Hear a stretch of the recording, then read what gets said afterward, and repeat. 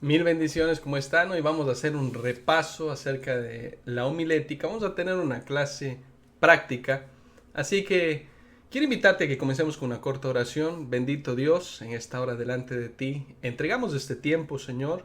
Te pido que la sabiduría de tu Espíritu Santo nos enseñe, nos ministre y pueda quedar esta clase perfecta, Señor. Podamos entender de una manera clara, concisa, práctica lo que tú hoy quieres enseñarnos y es formar un sermón, Señor. Todo lo entregamos delante de tus manos en el nombre de Jesús. Amén y amén. Amén. Que Dios te bendiga. Hoy vamos a estar con la clase homilética y vamos a hacer varios ejercicios. Vamos a hacer un ejercicio práctico acerca de cómo se forma un sermón y con una sola historia vamos a hacer los tres sermones. El narrativo, vamos a hacer el sermón expositivo y vamos a hacer el sermón temático. Así que prepárate porque estoy convencido que Dios va a hablarnos. Voy a ir un poco rápido porque estoy seguro que tú puedes pausar, retroceder el video. Y es interesante porque vamos a ver cómo desarrollar un sermón. Vamos a analizar cómo hacerlo. Ya lo habíamos visto y vamos a tener una clase práctica en esta hora de los tres sermones bases. No se pueden mezclar los sermones, recuerda, pero hay tres sermones bases que vimos. Entonces quiero comenzar recordándote un poquito que la homilética es la ciencia y el arte. Y hablamos a ver por qué es ciencia y por qué es arte, que enseña los principios fundamentales para presentar y para preparar un discurso o un sermón, o homilia que se conoce. Entonces vamos a ver que esta es la manera de preparar, de presentar un sermón, pero tiene una ciencia y es un arte también. También tengo que mencionarte que es una ciencia porque posee métodos, reglas, y a través de ellas se pueden generar suposiciones o hipótesis. Es interesante esto porque vamos a darnos cuenta cómo estas reglas se cumplen en los tres mensajes y pueden variar pero de una manera muy corta y vamos a darnos cuenta de cómo hacerlo. Y decíamos que es un arte porque implica dedicación, es presentado con belleza, también con una singularidad, ¿no?, de cada uno de los expositores y a través de ella se genera un impacto cognitivo. Quiero comenzar diciéndote o contándote esta historia del puente de la Choluteca, así como tú lo ves ahí. Si puedes observar, este puente tiene una curiosidad. Y si ves que el cauce va por otro lado, el puente está muy bien formado, pero si te das cuenta que el cauce está por otro lado. Quiero contarte un poquito por qué quise usar esta alegoría del puente de la Choluteca. Quiero decirte que es interesante esto del puente porque sabemos todos que hemos sido llamados a predicar, que hemos sido llamados a exponer la palabra y hacerlo de una manera correcta, de hacerlo de una manera instruida, de una manera formativa. Hemos visto muchos predicadores que comienzan con el hilo de una predicación y se terminan desviando y hablando de todo y a la vez de nada. Hemos visto también predicadores que mencionan el título o el versículo, pero el desarrollo nada tiene que ver con eso. Y yo creo que como hijos de Dios cada vez necesitamos prepararnos e instruirnos y cada vez ser mejores. Entonces quiero comenzar contándote esta historia del puente de la Choluteca. Es un puente en Honduras y nos recuerda la importancia de saber el público al cual va dirigido. Nosotros podemos tener una estructura muy buena, pero si no está bien dirigida, entonces pasará lo de este puente que estará a un lado y el cauce irá por otro. Quiero decirte que este puente de 484 metros de largo se construyó en el 96 sobre el río Choluteca, en esta región propensa a tormentas y huracanes. Y para asegurarse de que podía soportar las condiciones meteorológicas más extremas, se contrató una firma japonesa.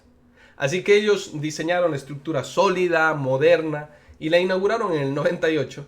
Y este puente era una maravilla de la ingeniería, tenía los mejores materiales, era antisísmico, era preciosa, y se convirtió en un motivo de orgullo para la gente de la Choluteca. Sin embargo, en octubre de ese mismo año, el huracán Mitch golpeó Honduras y trajo consigo 75 pulgadas de lluvia en 4 días. ¿Y sabes lo que ocurrió? Temblores y todo lo que trae un huracán, y desvió el cauce del río, ¿sí? De hecho, 7,000 personas perdieron la vida.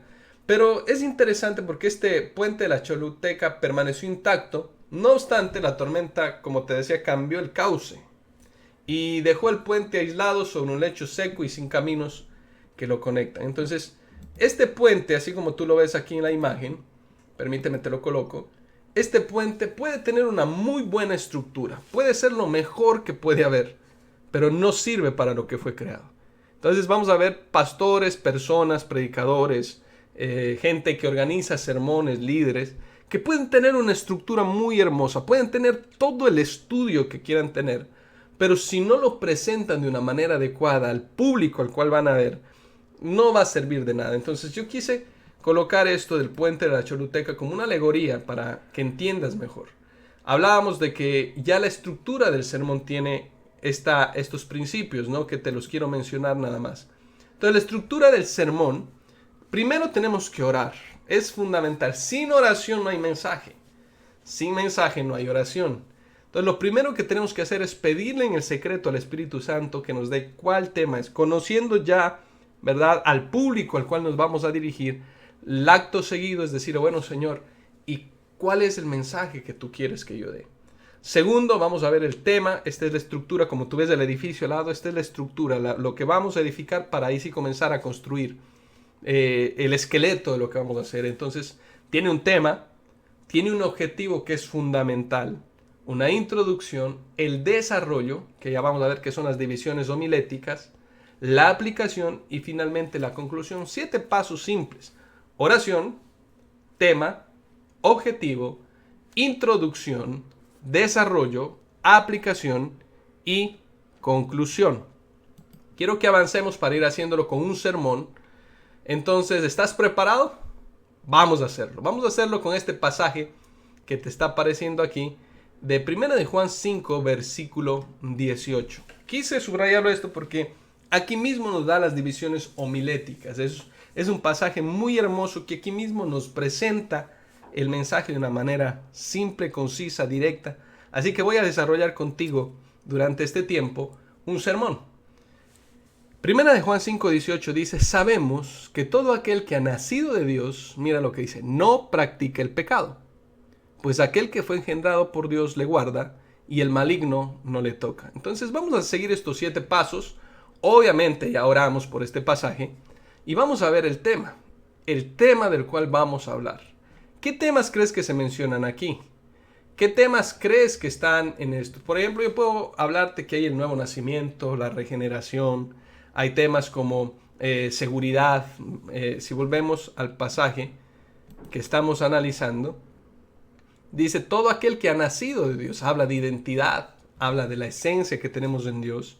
También dice el pecado, también puede ser, ¿no? Es interesante que no nos salgamos del texto. Dice el que no practica el pecado. Podemos hablar del pecado, de las consecuencias del pecado.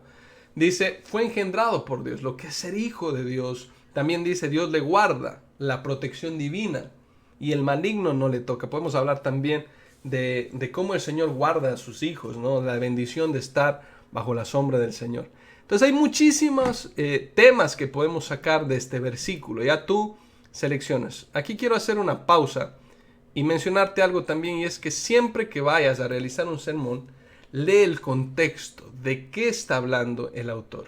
Es muy importante que tú, cuando desarrolles esta estructura, el tema sobre todo, sepas que el tema es extraído del texto y el tema define el asunto que vamos a tratar. El tema define el asunto y tiene que ser concreto y tiene que ser sencillo.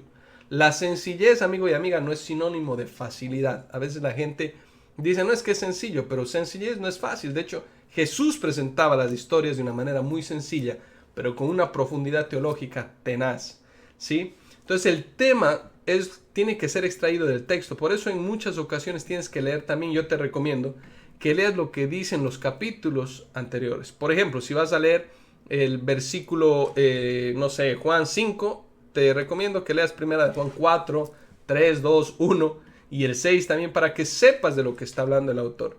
Y vas a darte cuenta que aquí, por ejemplo, en Juan está presentando acerca o defendiendo las características del Hijo de Dios, lo que es ser Hijo de Dios. Hace una distinción entre el Hijo de Dios y los que están en el mundo. Entonces, muy importante este punto. Entonces, ya teniendo el tema, vamos a seguir. Yo lo seleccioné y el tema que voy a tocar aquí es el nuevo nacimiento, así como lo ves ahí en tu pantalla. Entonces, ya tengo el tema es el nuevo nacimiento. Así lo voy a poner, perdón, no está apareciendo aquí en pantalla.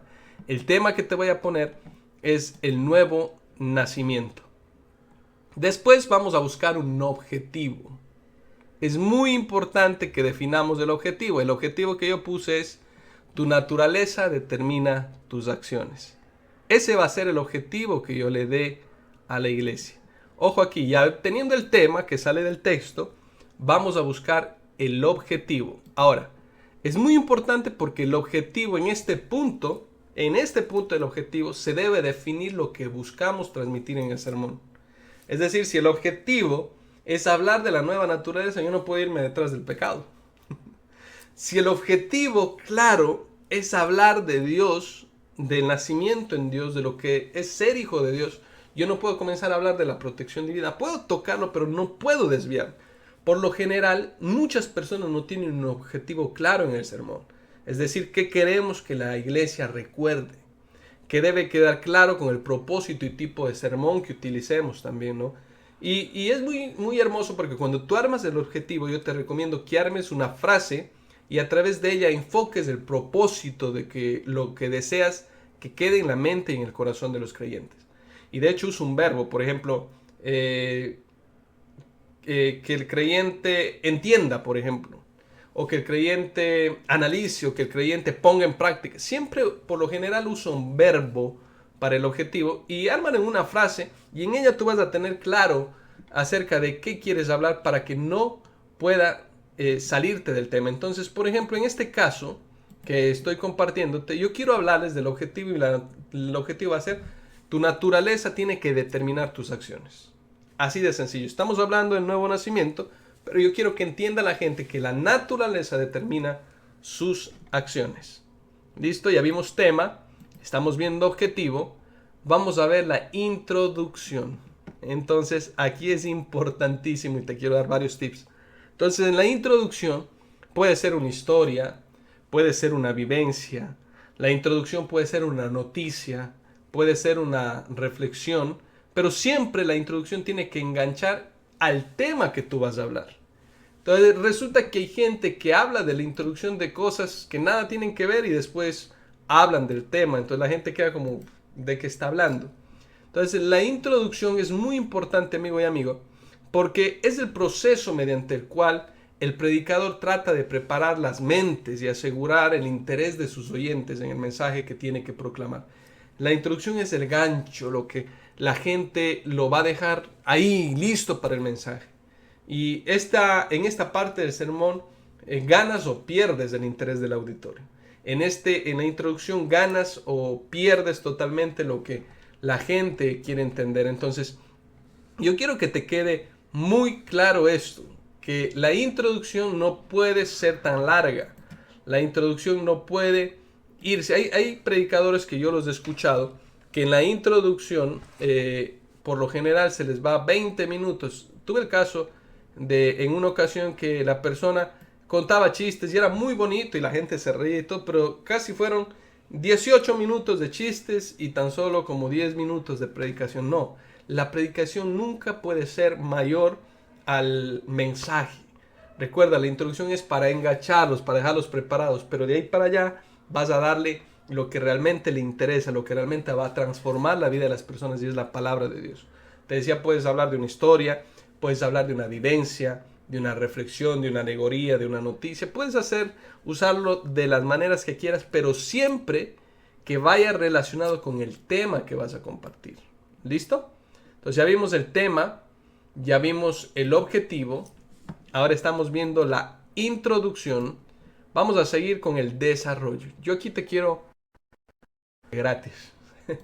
En el desarrollo procura que no sea tantos puntos. 21 puntos para el perdón de Dios. 15 pasos para la santidad. No. Solo con eso ya vas a cansar al público. Entonces, procura que el desarrollo máximo sea de 4 puntos, de 4. Obviamente ellos pueden tener subtemas, pero trata que no sea tan largo. De hecho, en el desarrollo es la médula del sermón. Aquí se desarrollan los temas y los subtemas y se tratan las cuestiones bíblicas y exegéticas también que le dan el sustento a nuestro tema, ¿no? en lo posible, como te digo, ojalá no sean tan largos.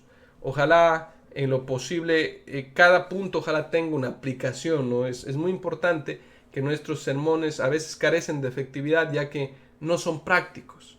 Entonces yo quiero invitarte a que cada punto tú lo hagas práctico, o si no puede hacer un punto práctico al final. Yo por lo general trato de variar mucho esto según el público al cual me voy.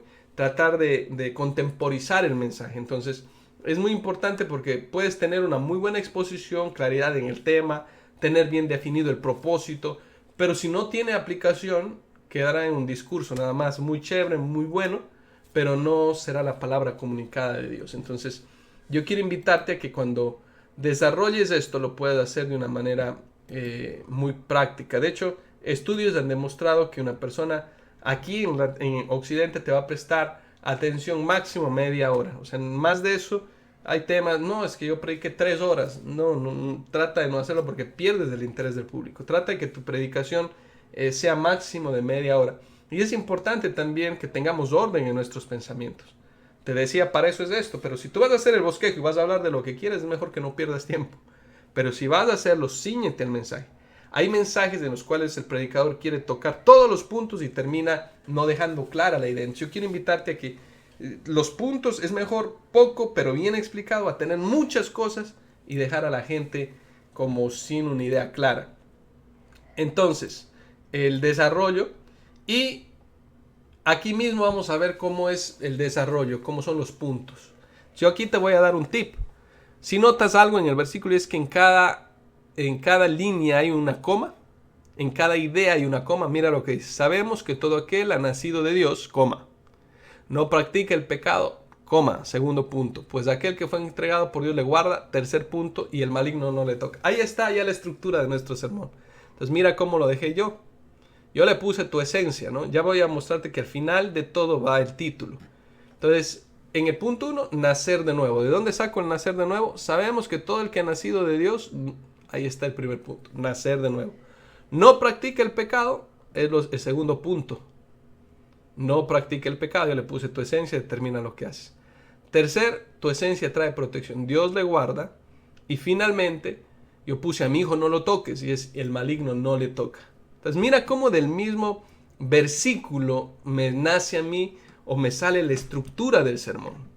¿Sí ves? Y es más, si yo quisiera desarrollar solo acerca del nacer de nuevo, yo puedo hablar media hora tranquilamente del tema, ¿no? Entonces, quiero que entiendas esto. Y el título va al final. ¿Por qué va al final? Porque por lo general la gente menciona el título, pero a veces pone el título, pero solo por ponerlo y termina hablando de otras cosas. Entonces el título, amigo y amiga, tiene que ser corto, tiene que ser llamativo, tiene que generar expectativa. Pero lo principal, el título tiene que hablar del tema. Entonces, quiero que quede esto claro, por favor, porque el título es lo último. Ahora vamos a desarrollar cada uno de los 3 sermones, ¿te parece bien? Vamos a ver el sermón expositivo, así que toma papel y lápiz. Perdóname si de pronto estoy yendo muy rápido por el tiempo.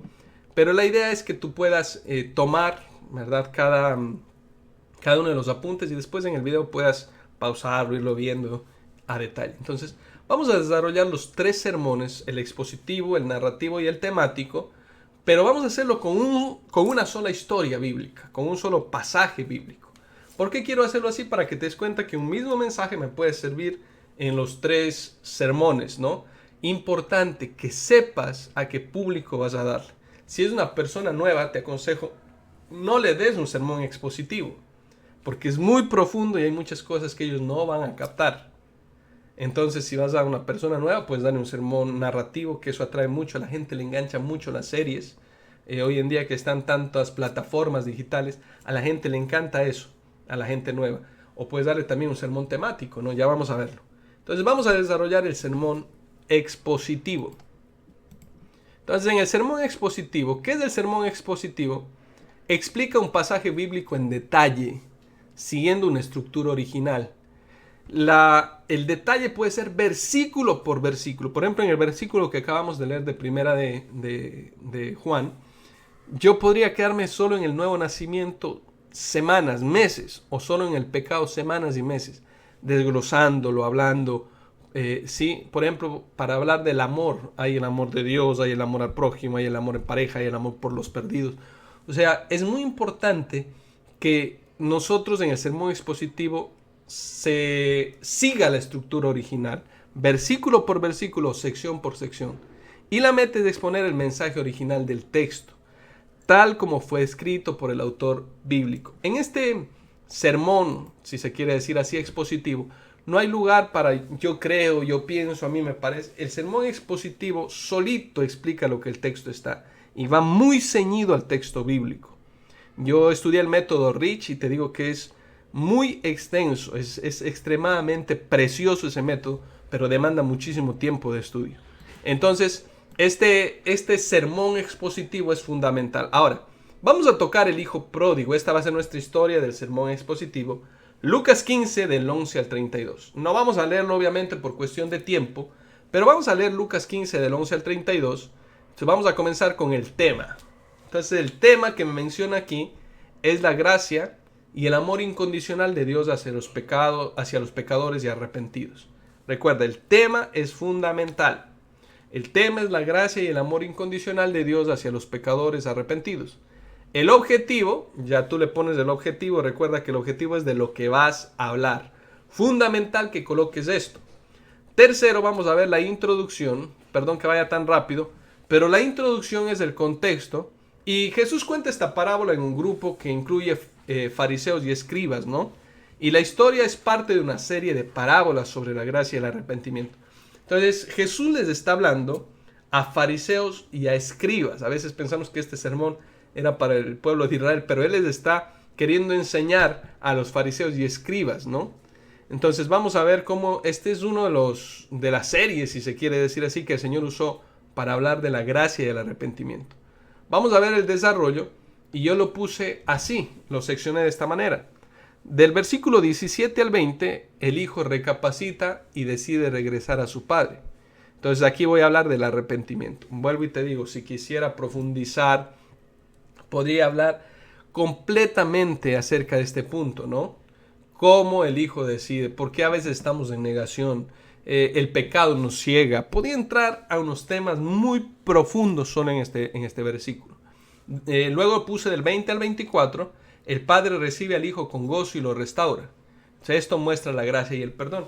Por ejemplo, ¿sabías tú que el padre no podía salir a recibir a su hijo? El padre no podía pedirle perdón a un hijo porque era como subyugar su autoridad. Entonces, lo que hace el padre aquí en esta historia es tremendo, porque dice que cuando lo vio de lejos, él salió a recibirle. Aunque él no tenía la culpa, aunque el otro tenía que venir arrepentido, a quebrantarse delante del padre, en este caso el padre va por los hijos.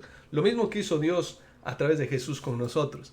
Entonces, el padre lo recibe con gozo. Además de eso, le pone el anillo. El anillo significaba compromiso, el anillo significaba restauración, el anillo significaba, ¿verdad?, el lugar que tenía él, lo cambia de ropa, la vestimenta. Hay muchísimo tema por qué cortar. La vestimenta no es la misma la vestimenta de un hijo, de un príncipe, a la vestimenta de alguien del común, ¿no? Y yo lo dividí así, pero mira todo lo que podemos profundizar. Y del versículo 25 al 32, el hermano mayor se queja. Entonces refleja la actitud de los fariseos y la necesidad de entender la gracia. Entonces, por eso te digo que es muy importante. Aquí el texto solito se desarrolla y solito nos da las respuestas, ¿sí? Entonces, los fariseos representan al hermano mayor, ¿sí? Y la actitud que ellos no entendían la gracia. O sea, no había gozo en ellos cuando había un pecador que se arrepiente. Entonces, mira cómo estamos desarrollando este sermón expositivo. El título ya tú lo puedes poner, ¿no? Yo aquí coloqué algunos títulos que te los quiero decir. Nada más, recuerda que el título tiene que ser corto, tiene que ser llamativo. Y yo puse varios títulos aquí para que tú me entiendas. Permíteme, te los leo. El título que yo puse aquí en este versículo o en esta historia, para que tú lo pongas, nos va a servir el título para todas las demás. Yo aquí seleccioné varias. Yo aquí puse, dentro de los títulos, puse regresando a casa, el abrazo del perdón, gracia inmerecida, el corazón del Padre, perdido y encontrado, festejo del arrepentimiento. Ay. Espérame.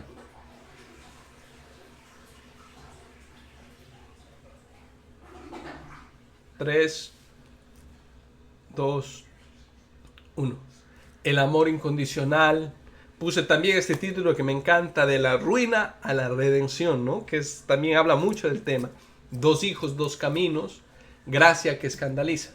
Entonces nota que hay muchísimos títulos que tú puedes poner que tienen que ser llamativos, pero que tienen que ir de acuerdo al sermón que tú estás dando. Ahora, quiero que sigamos y vamos a ver el sermón narrativo. Si ya vimos el expositivo, te di algunos tips y ahí puedes tener para predicar meses, ¿no? El sermón narrativo, vamos a verlo. Y el sermón narrativo es un sermón que cuenta una historia bíblica y destaca lecciones y aplicaciones a lo largo de la narración. Y este tipo de sermón es ideal para captar la atención de la audiencia, ¿no? Ya te había hablado un poquito de eso. La misma historia, el hijo pródigo. El tema, la gracia y el amor incondicional de Dios hacia los pecadores y arrepentidos. El tema yo quise usar el mismo para que tú te des cuenta. El objetivo, tú lo pones, ¿no? ¿Cuál es el objetivo? No es que quiero hablarle a los nuevos del arrepentimiento, no, quiero hablarle a la iglesia acerca de la gracia, de que tenemos que ir por los perdidos. Según el público, tú pones el objetivo el cual quieres hablar.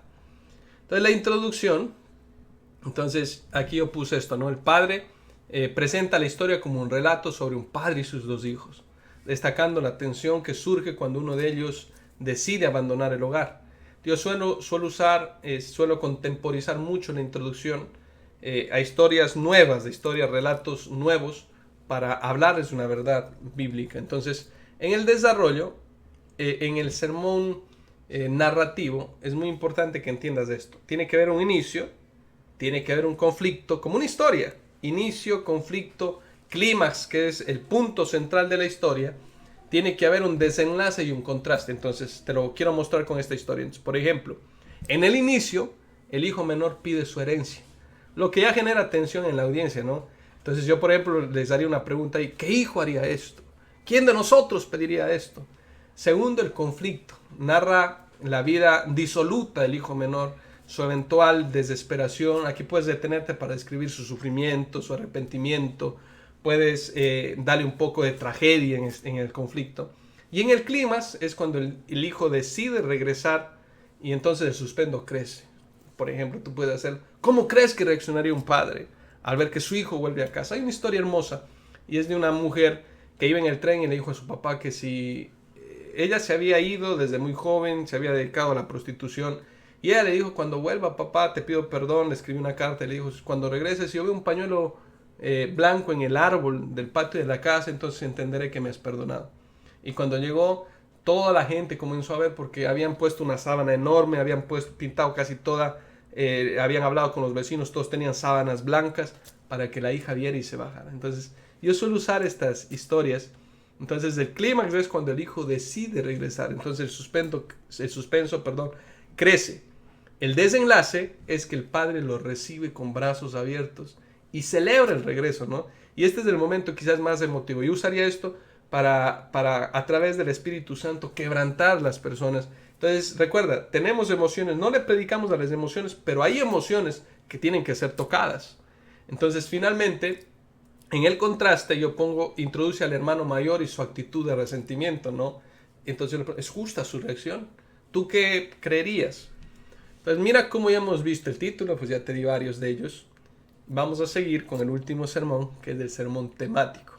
Entonces, en este sermón, el mismo pasaje bíblico, pero quiero decirte que un sermón temático se enfoca en un tema, por eso se llama temático, en un tema específico que la Biblia, y explora también los diferentes pasajes. Por ejemplo, el amor, como te decía. Entonces voy a hablar del amor, sí, pero ¿del amor a qué? Del amor del Padre, del amor del Hijo, del amor, vamos a hablar del amor hacia los perdidos, ¿no? Vamos a hablar del amor entre pareja. Tú decides el tema, pero es muy importante que no salgas del contexto, ¿no? Entonces, por ejemplo, aquí está el hijo pródigo nuevamente, y el tema es el poder de la restauración. Así le puse yo. Le voy a hablar a gente nueva. El objetivo ya tú lo pones, y la introducción es presentar el tema del arrepentimiento y la restauración, afirmando que esta parábola es una rica fuente de enseñanza sobre estos temas. El desarrollo, yo aquí como voy a hablar del arrepentimiento, pues uso el versículo del 17 al 20, ¿no? Y analizo cómo el hijo reconoce su error, decide volver a casa, y aplica esta lección a la vida cristiana, destacando la necesidad de reconocer nuestra condición y de buscar a Dios. Es más, puede ser una serie, como te decía, ¿no? El arrepentimiento genuino, el cambio de actitud. Puedo hacer una serie tremenda de varios temas. Entonces, el desarrollo lo desarrollo así, la gracia de Dios. ¿Sí? Se examina la respuesta del Padre, que no solo lo perdona, sino que lo restaura completamente. Y esto representa la gracia inmerecida. Entonces, ahí puedo irme mucho tiempo, ¿no? Entonces, mira, el desarrollo, pongo el peligro del orgullo, ¿no? Del versículo 25 al 32.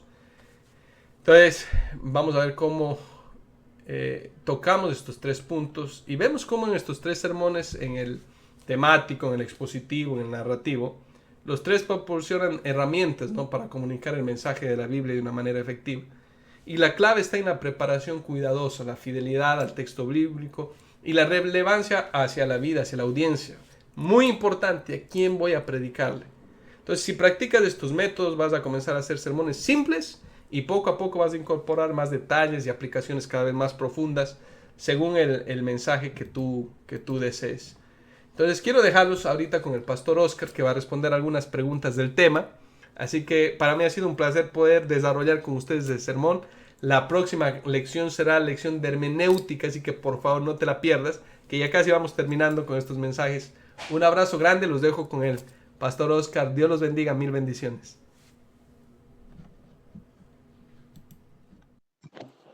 Bueno, muy buenas noches para todos, Pastor Adrián, y un saludo especial a la gente en Bucaramanga, aquí en Bogotá. Los felicito por esa buena disposición de crecer, ese anhelo de crecer en esto tan lindo que es la predicación y sobre todo predicar la palabra de Dios. Entonces, si alguien tiene alguna pregunta, alguna inquietud respecto a lo que hemos hablado, a todo el tema de la predicación, porque no es, pastor, ¿se pierde la salvación o no se pierde la salvación? Sino respecto a los temas que estamos hablando de homilética, pues estamos abiertos para responderlo.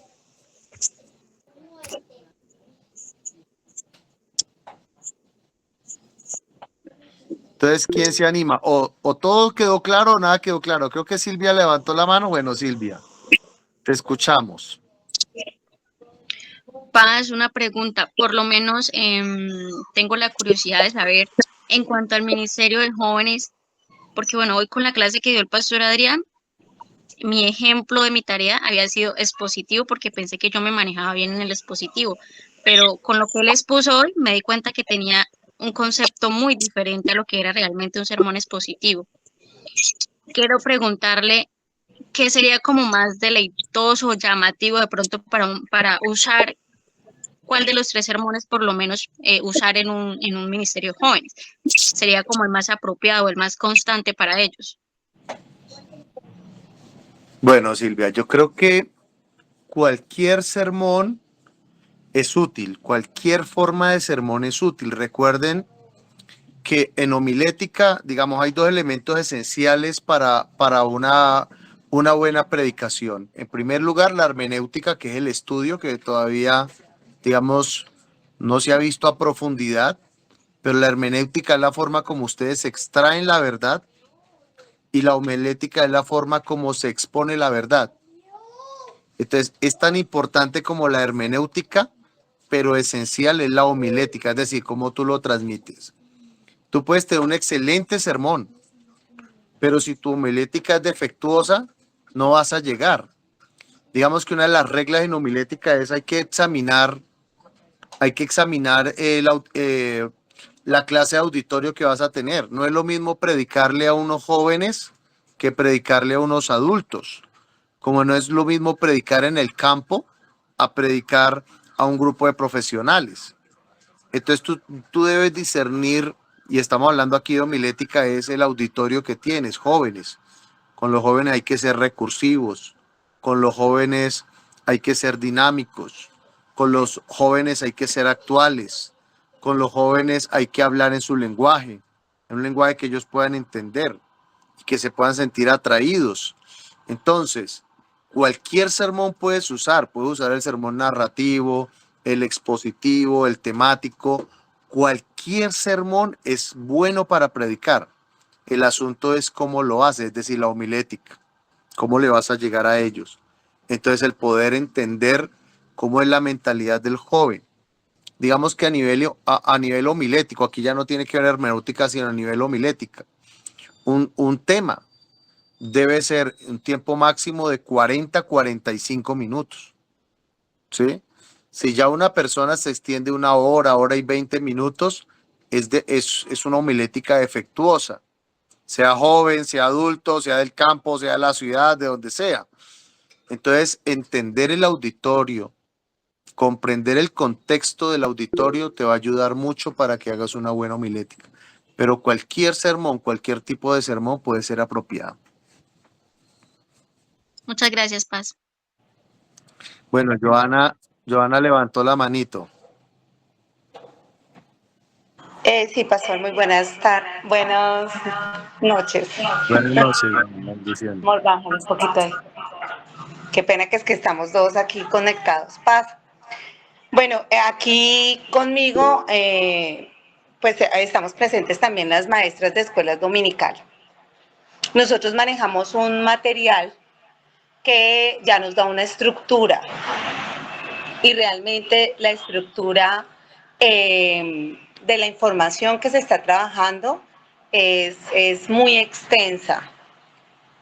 Ya hablando propiamente hacia ese sentido, ¿qué nos recomendaría a ustedes que nosotros podríamos hacer con respecto a eso? Estamos hablando, bueno, específicamente con los chicos teens. Ok. Bueno, Joanita, gracias por tu pregunta y esto va para todos, ¿no? Es fundamental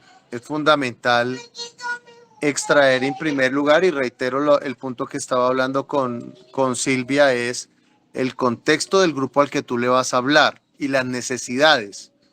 Digamos que tú estás trabajando con unos teens, ¿cierto?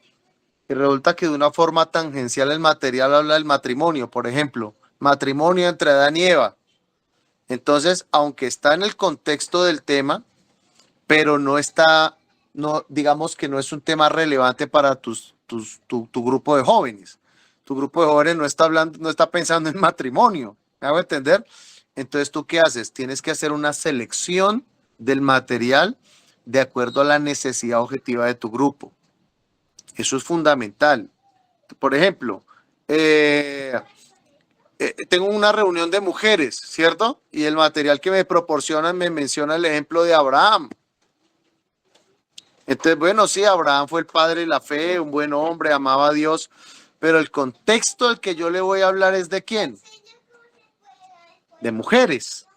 Entonces yo tengo que seleccionar dentro del material que a mí me proporcionan, digamos, la necesidad objetiva de mi grupo. El pastor Adrián ahora estaba hablando acerca de la estructura del sermón y una de las dos cosas clave es tanto el tema como el objetivo. Y entonces si tú dices, no, el objetivo que yo quiero tocar con los jóvenes es acerca del perdón. Y resulta que Abraham no encaja en el perdón. O digamos que Job no encaja en el perdón. Entonces tú empiezas ¿a qué? Tú empiezas a depurar o a seleccionar objetivamente el tema. Entonces cuando ustedes elaboren un tema, de acuerdo al sermón, a ustedes les entregan un material, pero no significa que absolutamente el 100% del material debe ser tocado.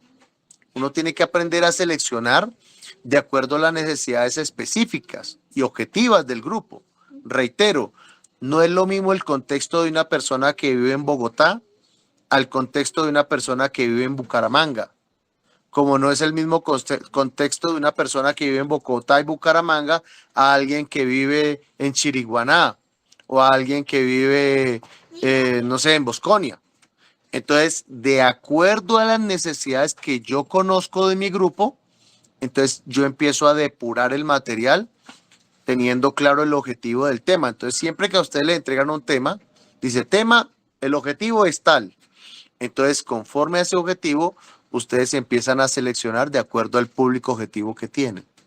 Eso te va a ayudar mucho a que el material, aunque sea extenso, y a veces es bueno que sea extenso para que uno tenga como una idea completa, uno tiene que aprender a seleccionar los puntos objetivos de acuerdo a la necesidad del grupo que está trabajando. Espero haber resuelto tu inquietud. Bueno, dices que sí, hiciste la manito así. Bueno, Joanita, Dios te bendiga. Creo que Marlencita levantó la mano. Marlencita, buenas noches, te escuchamos. Hola, pastor, buenas noches. Esto es una pregunta en la prédica temática, pero creo que también se podría aplicar en todas, y es que es cómo podemos evitar distorsionar el mensaje bíblico, ¿sí? A veces, por ejemplo, en el temático, pues, eh, tenemos que resaltar que es un tema específico, ¿cierto?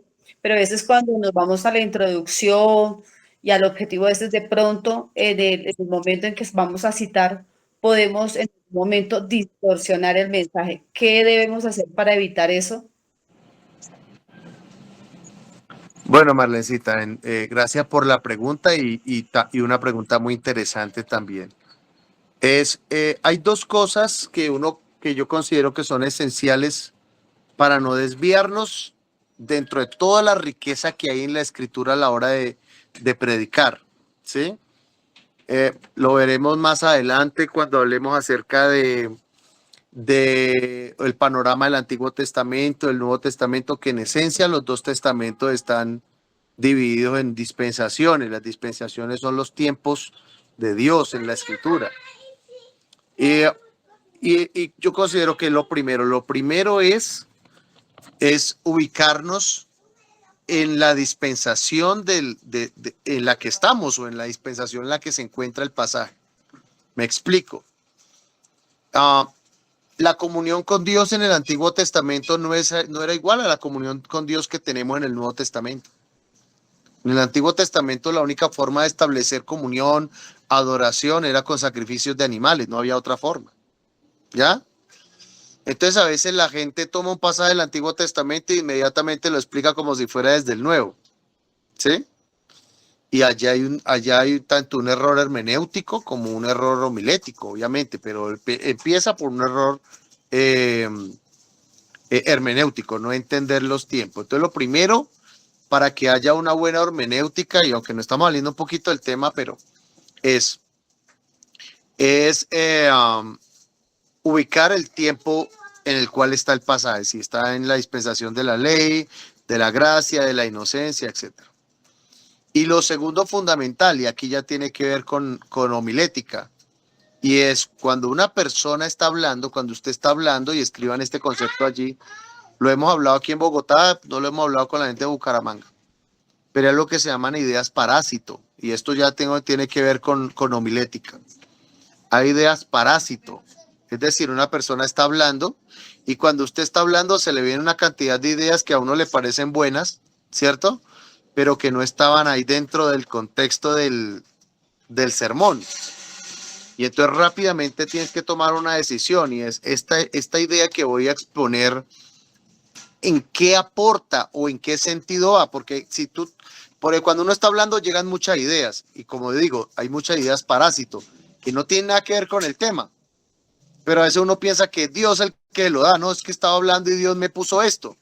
Y resulta que la persona se fue detrás de esa idea y la predicación se perdió, porque se le voló la mente detrás de desarrollar esa idea. Entonces, para que no suceda eso, por eso es tan importante hacer una buena hermenéutica y elaborar muy bien el tema. Muy bien el tema, ¿sí? Con testimonios, historias, anécdotas, absolutamente todo, ¿sí? Puedes poner entre paréntesis, contar la historia a la vez que me caí, un ejemplo, ¿cierto? ¿Para qué? Para que, y la lección que te quedó.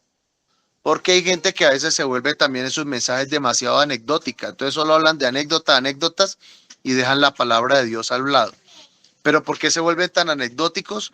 Porque no saben distinguir entre una idea esencial, central, que viene de Dios, que va a enriquecer el mensaje, a una idea parásito, es decir, una idea que se vino con el único propósito de sacarme del mensaje. Por eso a veces, ¿cómo estuvo la predica? Uy, buenísima, ¿y de qué hablo? No, eso de tantas cosas, ¿sí? ¿Por qué? Porque la persona se llenó fue de ideas parásito y se dejó sacar del tema.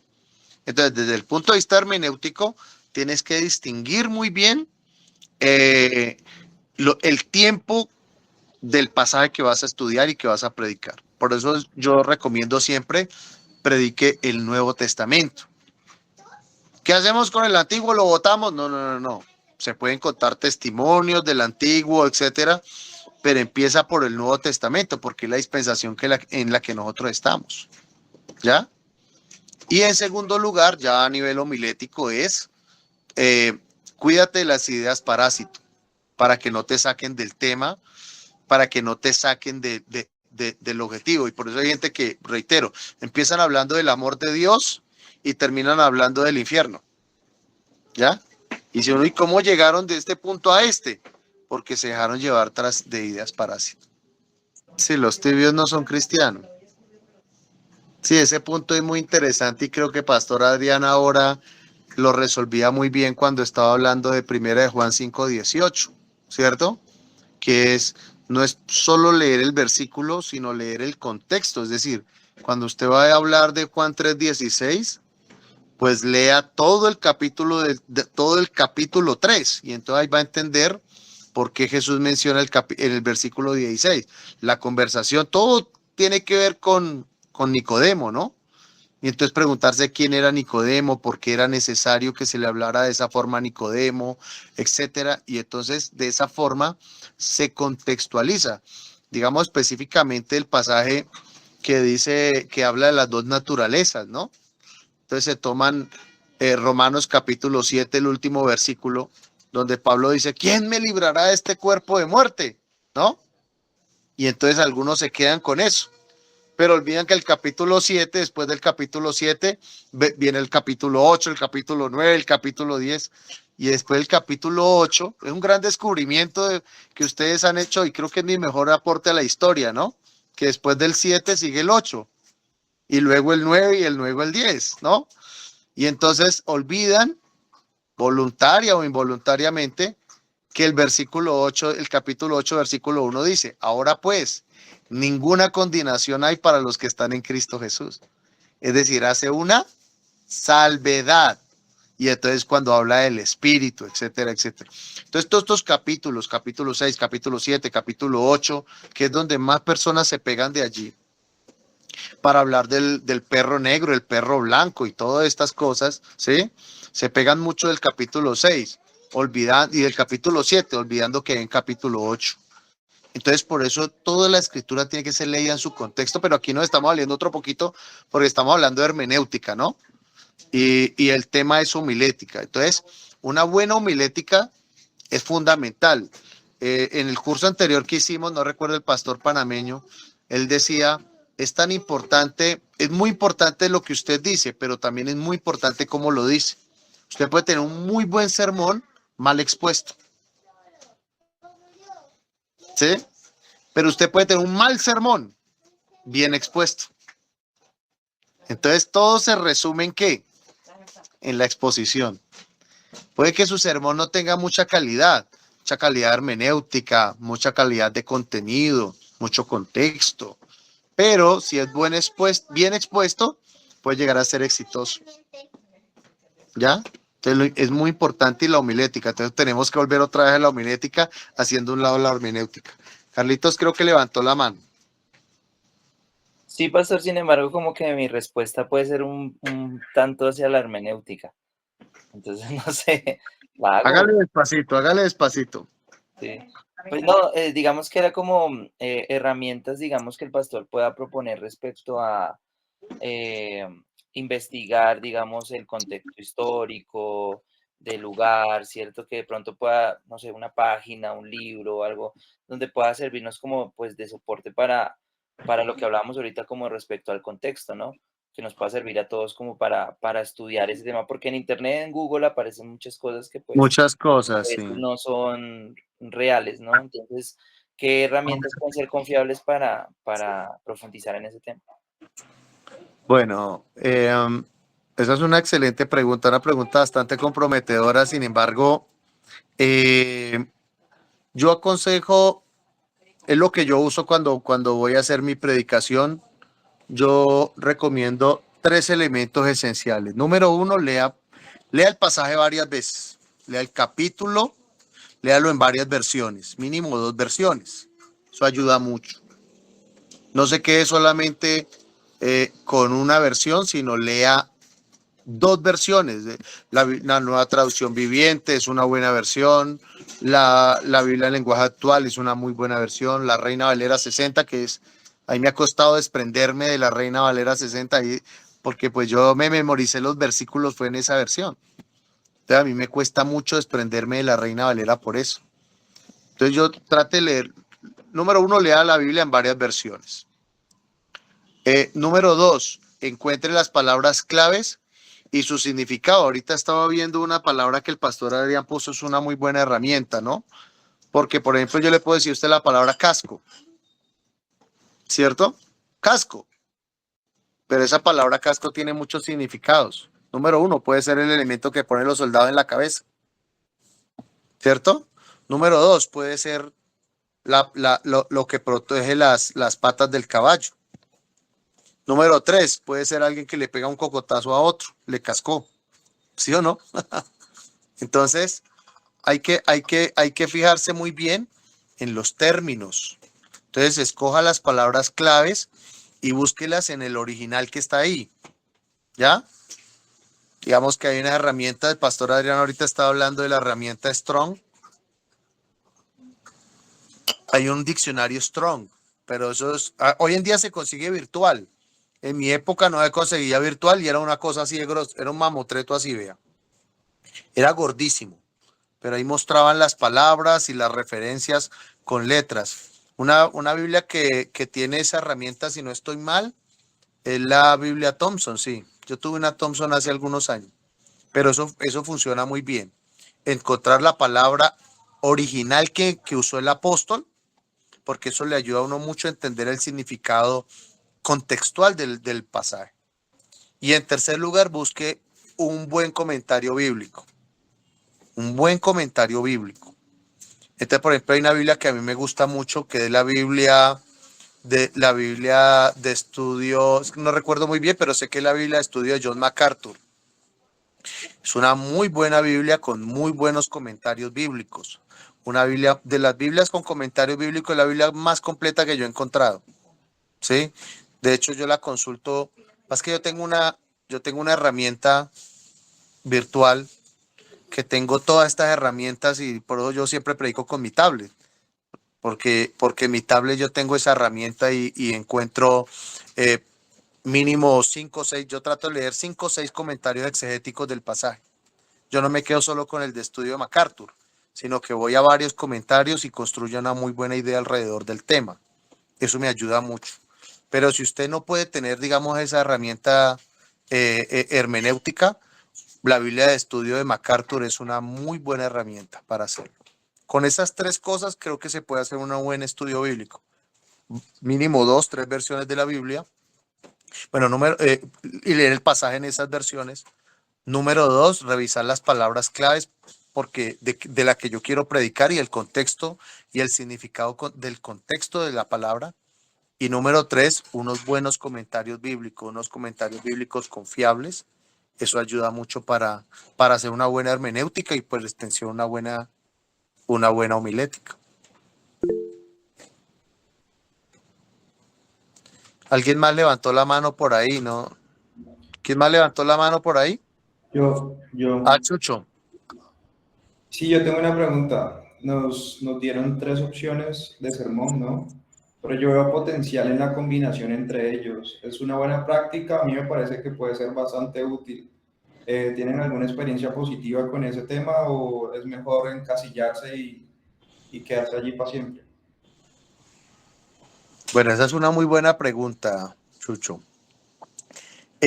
A ver, reitero, aquí estamos hablando de homilética, ¿no? Y cualquier, si usted tiene una buena homilética, la homilética consiste en varios recursos. Número uno, la voz. Si usted usa buen tono de voz, si sabe hacer un énfasis, si sabe el momento en que puede levantar la voz, bajar la voz, ¿sí?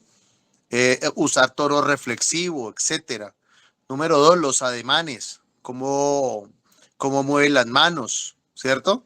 Que las manos se muevan dentro de un marco, que bueno, no me quiero meter en los temas del pastor que nos ha estado, del pastor Joan, entonces por eso no me meto mucho en eso, pero la voz, los ademanes, la postura del cuerpo, los gestos del rostro, etcétera. Todo esto es fundamental porque eso es homilética. Y si usted tiene una buena homilética, puede que su sermón no sea bueno desde el punto de vista hermenéutico, pero si está bien expuesto, yo he visto predicadores que no tienen una muy buena hermenéutica, pero tienen una excelente homilética, son excelentes a la hora de transmitir. Y pueden estar transmitiendo mentiras, pero lo hacen bien, transmiten bien la mentira, ¿sí? Entonces, de manera que, digamos, aquí volvemos a hablar de hermenéutica, ¿no? Sin embargo, yo creo que uno tiene que aprender a disciplinarse y tener muy claro qué es lo que yo quiero hacer. ¿Qué es lo que yo quiero hacer? Quiero dar todo el consejo de Dios con relación al amor. Entonces, tengo que hablar acerca, mi sermón tiene que ser temático. Quiero hablar específicamente de Juan 3:16. Entonces, mi sermón tiene que ser expositivo. Quiero contar la experiencia de David con Goliat, pues entonces mi sermón tiene que ser narrativo, ¿no? Obviamente dentro de los sermones a veces hay pequeños elementos, pero lo importante es que no se desdibuje. Y se desdibuja, reitero, desde la homilética, desde la hora de predicar. Hay predicadores que a veces se emocionan porque ven gente. Y entonces como vieron la iglesia llena, o el lugar donde están lo vieron lleno, ya se descontrolan y ya se dejaron llevar de la emoción, ¿no? Entonces es muy importante tratar de disciplinar nuestras mentes, porque digamos que la homilética en esencia tiene que ver con la disciplina de tus pensamientos y de tus palabras. Tienes que disciplinar tu mente. Si a ti te dicen tienes 30 minutos, tienes que hacerlo en 30 minutos. ¿Sí? Hay gente que le dicen tienes que hacerlo en 30 minutos y lo hacen en 2 horas. Y cuando uno le dice, oiga, pero ¿por qué se demoró tanto? No, el Espíritu Santo. No, el Espíritu Santo y quiere decir algo, lo puede decir en 20 minutos. Si es el Espíritu Santo. ¿Sí? El Espíritu Santo no necesita 10 horas o 2 horas para decir algo. Entonces, pero hay quienes justifican una mala homilética con eso, ¿no? El Espíritu Santo. Entonces, yo considero que un predicador tiene que aprender a disciplinar sus pensamientos. ¿De qué quiere hablar? Y después de preguntarse de qué quiere hablar o qué quiere hablar el Señor a través de su vida, después de responder esa pregunta, sabrá cuál es el sermón que tiene que usar. Pero una vez lo tenga claro, úselo. Una vez tenga claro lo que quiere hablar, úselo, disciplínese. Si va a hablar de Juan 3:16, hable de Juan 3:16. Cuando nosotros nos hemos reunido con nuestros predicadores aquí y predicadoras en Bogotá, yo les he contado cómo de Billy Graham se cuenta que tuvo 850 predicaciones solo de Juan 3:16. 850 predicaciones de Juan 3:16, de manera que si usted piensa que ya sabe Juan 3:16, pues quiero que sepa que no sabe nada de Juan 3:16.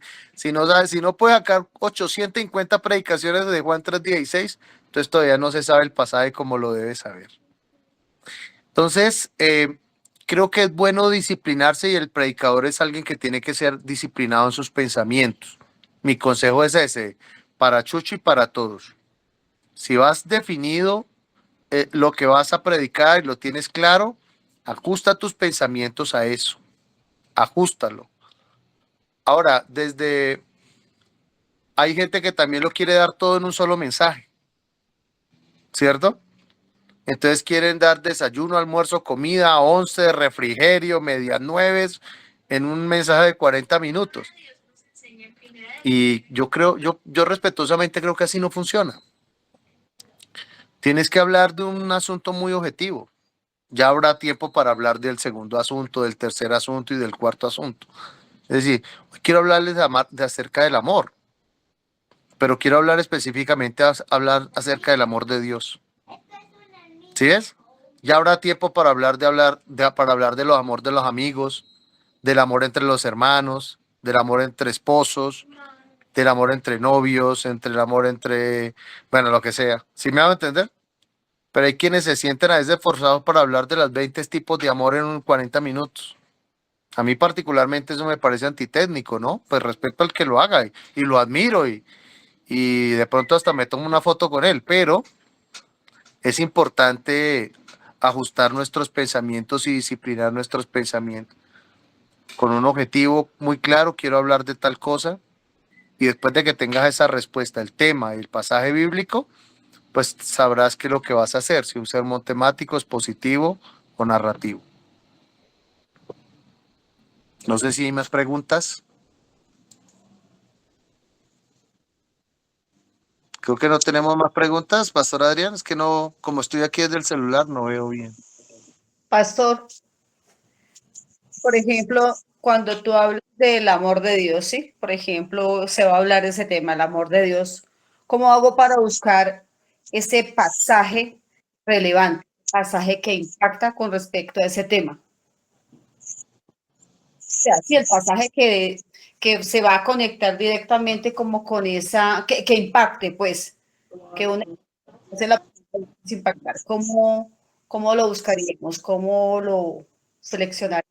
Pues, habiendo tantos, ¿no? Sí, eso estaba pensando, habiendo tantos pasajes. Yo creo que la primera pregunta antes de escoger un texto bíblico, ¿no? Es qué aspectos del amor de Dios yo quiero hablar y que trate de encerrarlo todo, ¿no? El amor de Dios, por ejemplo, en la creación es posible. La creación es una manifestación del amor de Dios. El amor de Dios hacia su pueblo Israel es otra manifestación del amor de Dios. El amor de Dios hacia el hombre pecador también es una manifestación del amor de Dios.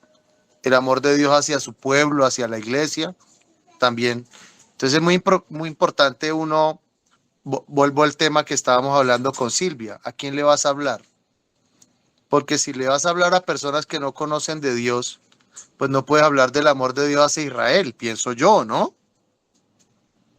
A mí me parecería errado. No sé si ustedes tienen todo el derecho a disentir y decir, no, yo no estoy de acuerdo con el pastor, pero en mi humilde opinión, si yo le voy a hablar a personas que no conocen de Dios, me parecería que el tema más correcto es un pasaje bíblico que hable del amor de Dios hacia el hombre pecador, hacia el hombre perdido, ¿no? Pero si voy a hablar del amor de Dios hacia la iglesia, porque voy a predicar en la iglesia, pues no sería correcto hablar del amor de Dios hacia el hombre pecador. ¿Me hago entender? Sino el amor de Dios hacia la iglesia. Entonces es muy importante para responder tu pregunta, Marlencita, es que lo hablamos al comienzo, es pensar muy bien a qué persona, a qué tipo de auditorio le voy a hablar. Si son creyentes, si no son creyentes, si son jóvenes, si son niños. Por ejemplo, si tú le vas a hablar a los niños, tú no vas a hablar Apocalipsis, no sé, Apocalipsis 13, las tres bestias, ¿no? Porque es un lenguaje que ellos no van a entender. Entonces tienes que seleccionar, después de que te preguntes a quién le vas a hablar, entonces el pasaje bíblico va a saltar a la luz con claridad. Por ejemplo, cuando tú lees los ayes de Jesús contra los fariseos y los saduceos, ¿no? Ay de vosotros, fariseos, hipócritas, ¿qué tal? Ah, el Señor Jesús, ¿a quién le está hablando? No le está hablando a sus discípulos, no le está hablando a la iglesia, le está hablando a los fariseos y escribas. Entonces, es un error que un pasaje que no se dirigió a la iglesia se hable para la iglesia. Como el de los tibios, exactamente. Entonces, uno tiene que tener muy claro eso, a quién está hablando y si ese pasaje encaja dentro del público al que yo le voy a hablar. Entonces, reitero, le voy a hablar a mujeres. Y entonces, bueno, hoy mujeres quiero hablarles acerca de José. Y José, y José, y José, y José, y José. Entonces, pues, estoy hablándole a mujeres. Entonces, lo más indicado es buscar un pasaje de ¿qué? De mujeres. Bueno, ¿quién levantó la mano primero? Entonces, Moniquita, te escuchamos.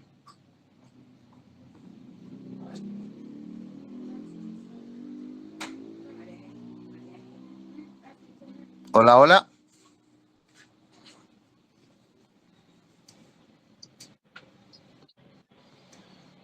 Entonces démosle oportunidad a Sandra.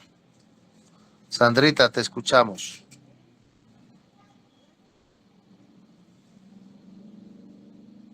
¿Tienes como el micrófono apagado? Tengo la impresión. Sí, sí, ya. Ahora sí. Buenas noches. Sí. Buenas noches. Una pregunta. Hay temas que son bastante profundos, como ustedes ahorita, por lo menos Apocalipsis, que son bastante extensos y que tendríamos nosotros que dar como muchos significados. Y entre el público, un ejemplo de la iglesia de un domingo, tenemos gente nueva, tenemos también antiguos, o sea, el público al que nos referimos es variado. Esa clase de temas tan profundos o esa clase de estudios, ¿en qué momento se pueden tocar en la iglesia? Bueno, es una pregunta, esa pregunta va al ángulo, Sandrita, pero te perdono. Es una pregunta difícil de responder, ¿no? Es una pregunta muy difícil de responder en el sentido de que tú nunca es muy difícil. La única forma de seleccionar tu público es a través de un curso como este, por ejemplo. Es la única forma. Yo tengo entendido que aquí no hay nadie nuevo que esté empezando su vida cristiana, ¿no? Entonces es muy difícil de controlarlo. El único consejo que yo doy es cuando uno va a dar un tema como Apocalipsis, etcétera, tiene que ser obligatoriamente en una serie. Si no lo puedes hacer en una serie, no lo hagas. Es decir, vamos a hablar acerca de la segunda venida de Cristo. Lo vamos a hacer en 40 minutos o en 30 minutos. Eso no me parece responsable. Lo mejor es hacer una serie, un estudio bíblico, ¿cierto? Yo hago una gran diferencia entre predicar y enseñar. La predicación tiene un enfoque y la enseñanza tiene otro enfoque. Yo soy de los que creo que por lo menos en un domingo no hay que enseñar, hay que predicar. Es mi punto de vista. Es como yo lo veo. Yo trato de no enseñar los domingos, por ejemplo. Yo predico. Pero cuando tengo el grupo o de líderes o de predicadores o este grupo, aquí sí enseñamos. O sea, una estructura, etcétera, pues porque ustedes vienen a eso, ¿no? La gente que va a la iglesia el domingo va porque tiene un problema familiar, de salud, matrimonio, va con otra necesidad. Esa persona tal vez no le interesa mucho quién es el anticristo, no le interesa mucho quién es las 7 copas de la ira, etcétera. Entonces, porque va con entonces, como la gente va a la iglesia con una necesidad específica, en mi caso, yo trato de predicar, no enseñar. Tengo a veces como esa lucha, yo tengo como ese conflicto de voy a enseñar, pero me acuerdo, no tengo que predicar, entonces vuelvo, tengo como ese conflicto interno a veces, ¿cierto? Pero yo trato, no, usualmente en la iglesia, los domingos, los miércoles, los viernes, yo trato de predicar, no enseñar. Lo hago, la enseñanza lo hago en un contexto específico. Sin embargo, pues si el tema que se me propone es ese, yo trato de que sea una serie de la segunda venida de Cristo. Y entonces durante varios domingos tratamos de hacer las dos cosas, que es lo que yo trato de hacer a veces, capotear un poco enseñanza, predicación, que se puede hacer perfectamente, pero el énfasis especial un domingo, un miércoles, en una casa de fe, en grupo de oración, en una visita, es predique, de elementos claros, claves, ideas claras, pero predique, esencialmente predique. Ya si es un seminario, un simposio, un congreso, enseñe, porque la gente va específicamente a eso, a aprender. Entonces, hay gente que va a recibir y hay otros que van a aprender. Entonces hay que tratar